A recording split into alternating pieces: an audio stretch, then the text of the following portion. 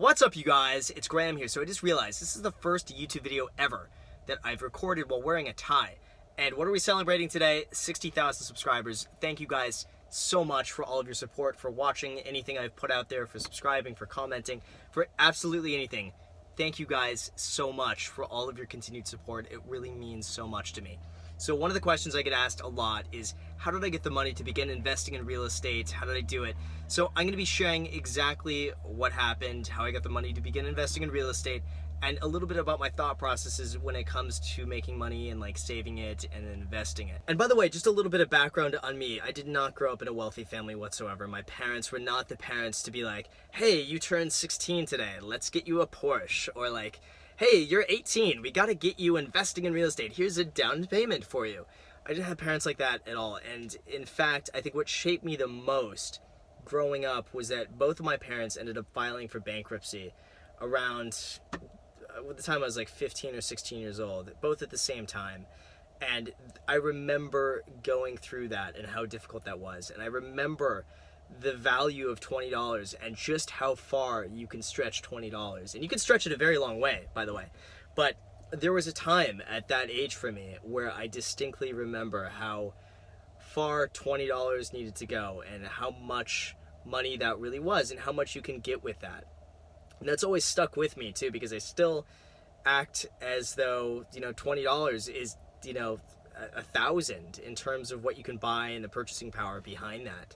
So I think that ended up having a huge impact on me, is not growing up from a wealthy family and really appreciating the money that you make and all that goes into making money and investing and saving. So I really believe for me, having that type of background really provided such a good foundation for really realizing the true value of a dollar and just what goes into making money. Because for me at least, at the end of the day, I'm really such a believer that it doesn't matter how much money you make, it's really how much you can save that really matters the most. So to start, I began working in high school part-time. I'd work like 2 to 4 days a week after school for a few hours, and I was photoshopping pictures for a marine aquarium wholesaler that would import and export like exotic fish and coral and like all that cool stuff. And I got paid $1 for every picture I'd photograph, Photoshop, and help put on their website. So I worked there after school, and from there I was able to save up really just a few $1,000s from working part-time after school over the period of like a few years. So I think by the time I graduated high school, I think I had between like $4,000 and $5,000 saved up in a savings account. And keep in mind, that was like over a few years worth of part-time work after school. And because I didn't get into any colleges, I ended up going for my real estate license. And thankfully, that savings that I had, those few $1,000s, was enough to pay for all my licensing courses, for E&O insurance, business cards, marketing materials, everything that's needed to become a realtor. That pretty much was my savings, and that lasted me to pay off all those things. So I began working as a realtor, and at the time, at the same time, like, money was really tight, and I didn't have the luxuries to go out and like get a brand new car, to get expensive clothes, or do anything like that. So I really did this very minimalistic, and I went with pretty much what I had. The first car I had, it was a 1996 Ford Explorer. And that was the car I would use to drive around. And I was so embarrassed about that car, by the way, that when I would pull up to a showing, I'd park it like down the street. I'd park it early so nobody would see me. And then I'd walk down to the house so people wouldn't see the car I pulled up in. And it was like a kind of beat up car. So it's like, I was really embarrassed about pulling up in that. But I ended up working as a realtor, and thankfully, one of the things I got very lucky with is growing up in Los Angeles, we're around a lot of very, very, very expensive real estate, to the point where if you drive like 5 minutes this way, houses go between $3 and $6 million on the lower end and go all the way up to like $20 or $30 million. So in terms of making money and working as a realtor, that was something I definitely had going for me, because the commissions I would make from selling a $3 million house could be like $50,000 or more. So in that sense, I did get very fortunate to already live and be already established in an area that just commanded really high housing prices that ended up just being huge commissions. So when I first started, I was not making a ton of money as a realtor. I started working with leases, which I would represent tenants when they found a place, and I would get paid a commission by the landlord for bringing a tenant. And that commission would range anywhere from 2.5% to 5% of the total lease that would be signed for. So those commissions usually went between $500 and sometimes as high as like $2,500. And I just hustled and worked my ass off to do as many leases as I could and just get some sort of extra money coming in. So it really wasn't until about 10 months in did I really see any sort of significant income. And that's actually when I sold my first house. It was after 10 months of grinding and working like pretty much every day, 10 to 12 hours a day. Finally sold my first house. That was $3.6 million in Beverly Hills. And that was the first point ever that I had seen any real like significant amount of money. I mean, like $500, $1,000 here and there is like, it's great. That's amazing money. But at the same time, when you get like 40 grand or more in one check, that is eye-opening. And then you realize like, wait a second, like I could actually make a lot of money by doing this. This is amazing. And with that commission, I spent it all on a Lotus Elise. And it was the first time in my life where I had wanted something really badly. I had looked at Lotus Elises for a long time. It's been my dream car, and I finally had the money. I was like, okay, yeah, fine, I want the car. Now, besides that one purchase, anytime I would make any sort of money, I would stash it away religiously. I basically would hoard all the money that I would make. I would hate to spend it. I wouldn't want to go out. I wouldn't want to spend any money. I would want to save it all. I actually got more enjoyment from saving money than I did by spending it. And part of that goes back to the fact where I remember where I had to make $20 last. And I remember that I got the most value out of $20 from spending it on gas at one of like the cheap gas stations and buying a Subway $5 footlong. And I could split the footlong up, and that was like 2 separate meals for $5. I found that to be the best value. So always, anytime I'd earn even like $1,000, $5,000, it doesn't matter, I'd keep thinking just how far you could make $20 go. And how $20 for me growing up was a big deal. That was a lot of money. So that never really changed for me. So I just kept saving up money. And in the beginning, I didn't really have any plan for this money. It wasn't like I was thinking for the future. I was just like, I didn't want to spend it, didn't want to spend it, didn't want to spend it. And I just saved and saved and saved. And it got to the point where like, I really didn't have any sort of social life. I didn't go out. I didn't spend money. The car was basically it. Like, my social life was me taking my Lotus Elise down PCH to maybe go to a car meet, hang out in Malibu for the day, like get a coffee. Like, getting a Starbucks coffee, by the way, was my idea of like splurging. And that would be it. And then I'd go back to work, and that was it. I would just like would save money religiously. So the other little mental trick I did when I was in this phase of like not spending any money and trying to save as much as I could is viewing all the money I didn't spend as like additional income. So as an example, let's say my friends all go out and they spend like $40 on that night on drinks. Well, instead, like I would just drink at home and then show up there and not spend the $40, and I would think it in my mind like, hey, so I just made an additional $40 because I didn't go out and spend it. Or like when my friends go out for dinner and they spend like $50 on the dinner, I might get an appetizer for $15 and then be like, hey, so that $35 I just saved is like I had just made an extra $35. And I viewed almost every single expense like that.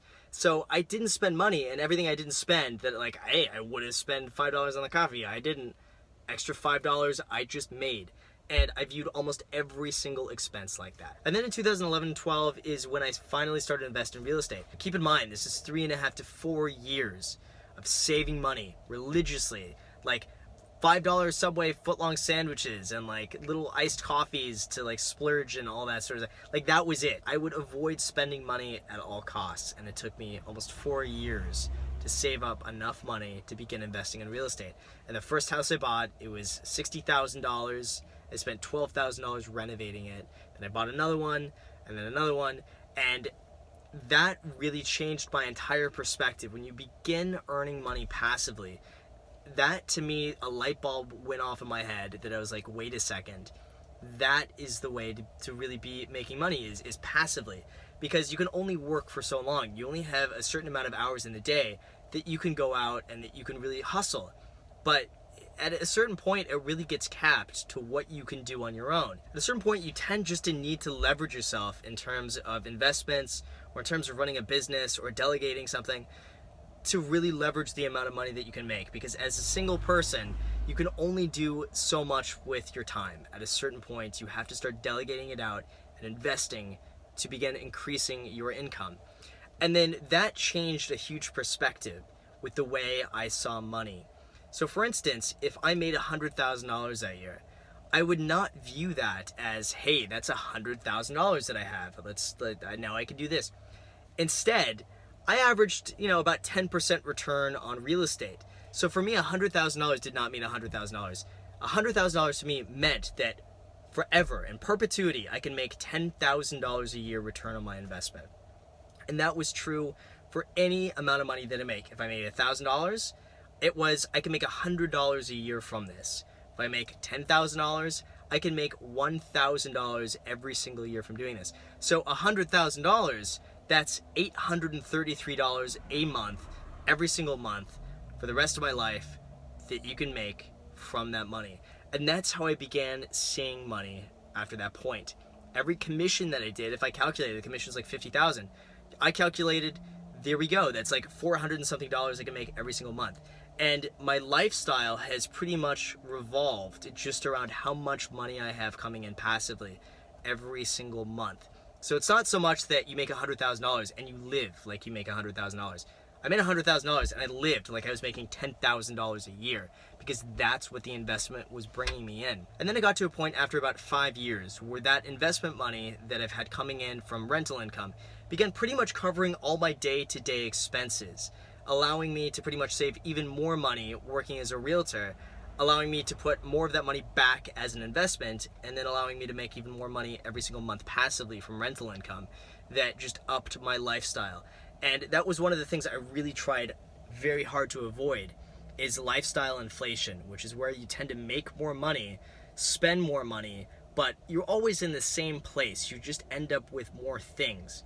And that's something very true, that you get so many of these people that make amazing money, $70,000, $80,000, $90,000 a year, and they're constantly broke. And then maybe they get a bonus to about $120,000. And all of a sudden, they're still broke after $120,000. And it's these little tiny lifestyle creep moments where you don't really realize it, where you upgrade the car, and then you start getting nicer clothes, and then you start going on nicer vacations, and you find a way to spend the money that you've made. And it happens so quickly, and you don't even notice it. And it's happened to me multiple times where things start to get nicer and nicer and nicer and creep up on you, and you're starting to spend more and more and more money without even realizing it. And that's been one of the things that I've tried my best to curb. And part of the way I do that is just by throwing it all in real estate and just counting the income that I make from rental properties. And that for me was one of the best ways that I was able to stay on budget without overspending, is I just consider my rental income. Anything I make as a realtor, that's purely just investment money that I can put away and then increase my positive cash flow from rentals. So that has always been one of the things for me. So in short, the way I was able to invest in real estate is by decreasing my expenses a lot and working my best to increase my income. And that is another one of the things that I think is very important, is decreasing expenses, because you have to consider this. Let's say you spend $20 at Starbucks.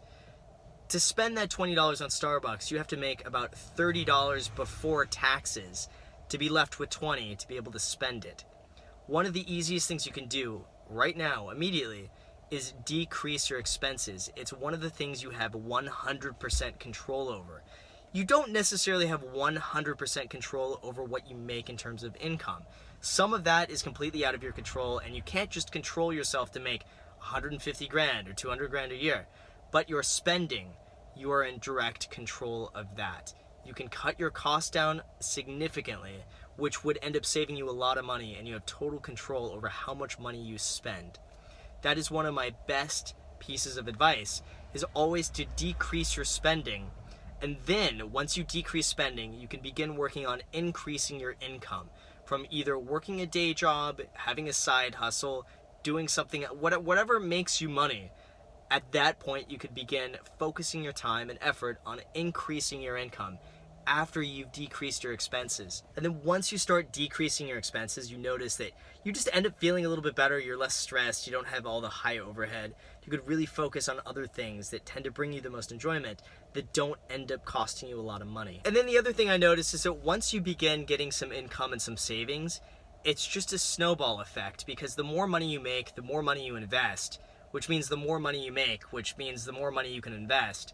And it just keeps getting larger and larger and larger. And I think the largest increase in my net worth really just came in the last 2 years. Now, it took me a little while to get to $100,000 net worth, but then to go to $200,000 net worth took even less. To go to $500,000 net worth took even less. To go to $1 million net worth took even less. And it just continues to grow at an exponential rate. And that's one of the best advantages of saving as much money as you can, investing it, and seeing it grow. So here are a few of the points to take away from this story. And it's not so much about how much I make as a realtor, because I mean, I totally get it. That's certainly a big component of it. But I think the principles behind it is what can really apply to anybody else. The first thing is to decrease your expenses as much as you can. Cut out anything you don't really need, that's just kind of in the way, that's white noise in terms of your spending, that you don't really notice, that you just kind of do without even thinking about it. Decrease those expenses. The thing after that is to begin increasing your income by either looking for other work, maybe doing something on the side, maybe getting involved in something else. Do anything you can to begin increasing your income once you've already decreased your expenses. The next thing to do is stop viewing $1,000, for instance, as $1,000. $1,000 could make you $100 a year, pretty much per life, when you invest it. So start thinking $1,000 is $100 a year for life. And also consider how much money you really need to make to begin spending. Because to spend that $5 on a Starbucks coffee, that's $8 you need to make before paying taxes on it to be able to spend $5. So it definitely puts things in a different perspective when it comes to spending money and instead investing it. So anyway, I really hope this helps. And keep in mind, when you see some of these videos I make, this is almost 9 years now that I've been working as a realtor, saving religiously, and investing as much as I can. It's not something I did overnight. It's not something I did in a few years. This is really almost a decade into doing this every single day.